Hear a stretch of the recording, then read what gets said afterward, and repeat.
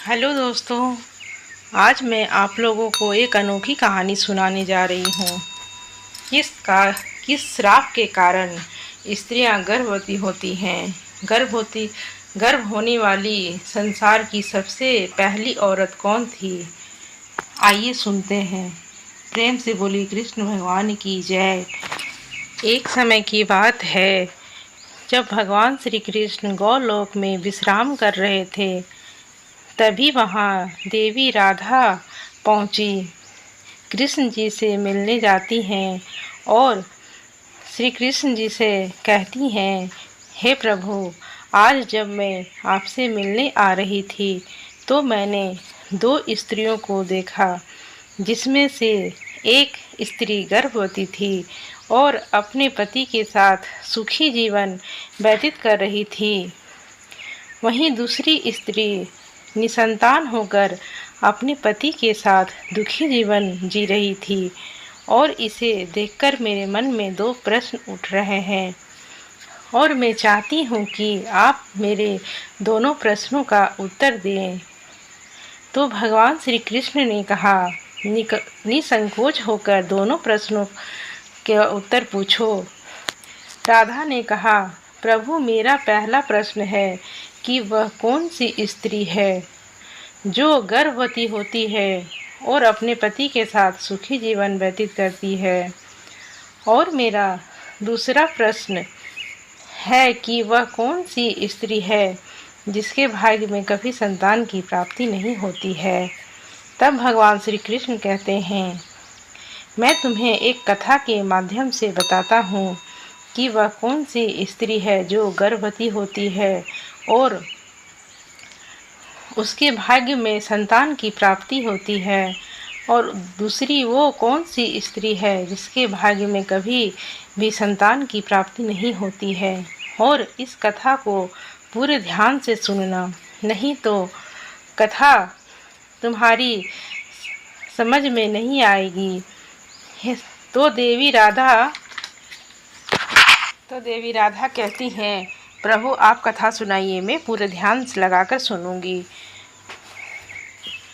कहानी सुनाते हुए भगवान श्री कृष्ण जी कहते हैं, हे राधा, वैदिक काल में हजारों महर्षि परमपिता ब्रह्मा जी द्वारा उनके वीर और तेज से उत्पन्न हुए थे, और उन्हीं में से कुछ मुनियों के तेज से देवों का जन्म हुआ था।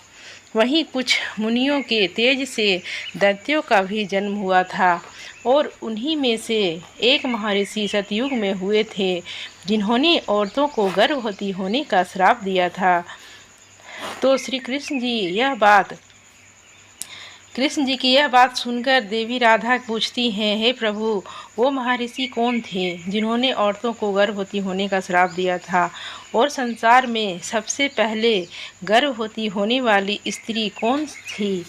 अब श्री कृष्ण कहते हैं, इस बात का वर्णन रामायण के उत्तरकांड में महर्षि वाल्मीकि जी ने किया है, और यह सतयुग काल की बात है, जब ब्रह्मा जी के पुत्र पुलस्त्य सुमेर पर्वत के ऊपर बैठकर घोर तपस्या कर रहे थे, और तभी वहाँ से कुछ कन्याएं जा रही थी, और वे पुलस्त्य जी को कठोर तपस्या करते देखकर विचलित होने लगी और उनके पास जाकर उनकी तपस्या में बाधा डालने लगी।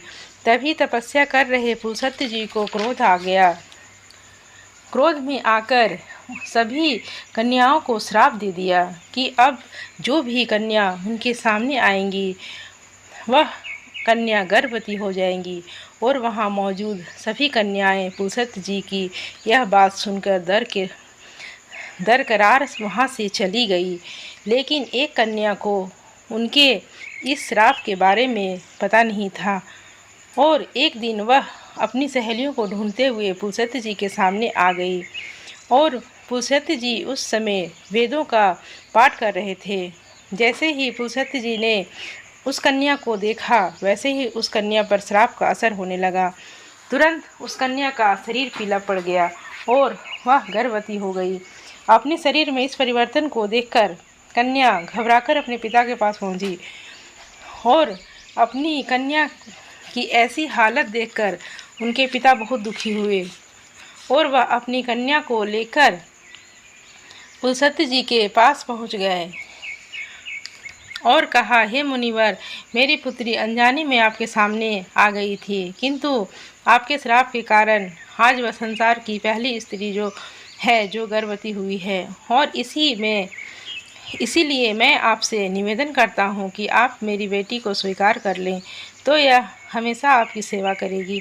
कथा को आगे बताते हुए श्री कृष्ण जी कहते हैं, हे देवी राधा, इस प्रकार उसके पिता ने जब अपनी बेटी को स्वीकार करने का प्रस्ताव रखा तो पुलस्त्य जी ने उसकी बेटी को स्वीकार कर लिया और वह कन्या पुलस्त्य जी की साथ रहने लगी और उनकी सेवा अत्यंत प्रसन्न होकर पुलस्त्य जी ने एक दिन उस कन्या से कहा, हे देवी, मैं तुम्हारी सेवा से प्रसन्न हूँ, इसीलिए मैं तुम्हें अपने समान पुत्र प्राप्ति का वरदान देता हूँ। जिस समय तुम मेरे सामने आई थी उस समय मैं वेदों का पाठ कर रहा था, इसलिए तुम्हारा पुत्र वेदों का ज्ञान देने वाला विश्वा के नाम से जाना जाएगा।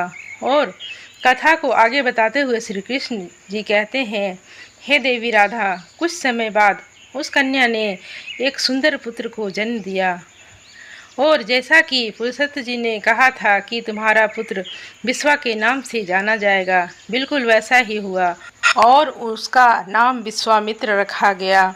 और विश्वामित्र के तपस्वी रूप को देखकर भारद्वाज बहुत प्रसन्न हुए और उन्होंने अपनी बड़ी कन्या का विवाह उनसे कर दिया। मित्रों, भगवान श्री कृष्ण कथा को आगे बताते हुए कहते हैं, इस तरह कुछ दिन बाद उनका भी पुत्र हुआ, उनका नाम श्रवण रखा गया। भगवान श्री कृष्ण कहते हैं, हे देवी राधा, मेरी कथा समाप्त हुई। अब मैं तुम्हें प्रश्नों का उत्तर देता हूँ। तुम्हारा पहला प्रश्न था कि केवल स्त्रियां ही गर्भवती क्यों होती हैं और कौन सी स्त्री जिसके भाग्य में संतान प्राप्ति का सुख होता है। तो हे राधा सुनो, नारी के समान पुरुष भी अपने दिव्य तेज से गर्भवती हो सकते थे, किंतु हे देवी राधा, एक स्त्री को संसार की दिव्य शक्ति स्वयं परमपिता ब्रह्मा जी ने दी है और स्त्री के रचना करने में उनको बहुत ही अधिक समय लगा था। इसलिए नारी को यह स्वरूप वरदान है कि वह संतान उत्पन्न कर सकती है। इसीलिए केवल स्त्रियां ही गर्भवती होती है और उसी के भाग्य में संतान की प्राप्ति का सुख होता है। जो एक पतिव्रता जीवन जीती है और अपने पति के अलावा पराये मर्दों को नहीं देखती। और तुम्हारा दूसरा प्रश्न यह था कि वह कौन सी स्त्री है जिसके भाग्य में संतान की प्राप्ति नहीं होती है। तो वह जो स्त्रियां शादीशुदा होकर पराये मर्दों के साथ गलत संबंध बनाती हैं, उनको संतान की प्राप्ति नहीं होती है और यदि संतान की प्राप्ति हो भी जाती है तो वह हमेशा दुखी जीवन व्यतीत करती हैं और उनको अपने जीवन में कभी सुख शांति की प्राप्ति नहीं होती है और संतान के होते हुए भी वह दुखी रहती हैं। इसीलिए सभी स्त्री को पतिव्रता जीवन जीना चाहिए और पराये मर्दों को नहीं देखना चाहिए, तभी वह सुखी जीवन व्यतीत कर सकती हैं। दोस्तों, आपको हमारी कथा अच्छी लगी हो तो अपने दोस्तों के साथ शेयर अवश्य करें। प्रेम से बोलो कृष्ण भगवान की जय। राधे राधे, राधे राधे।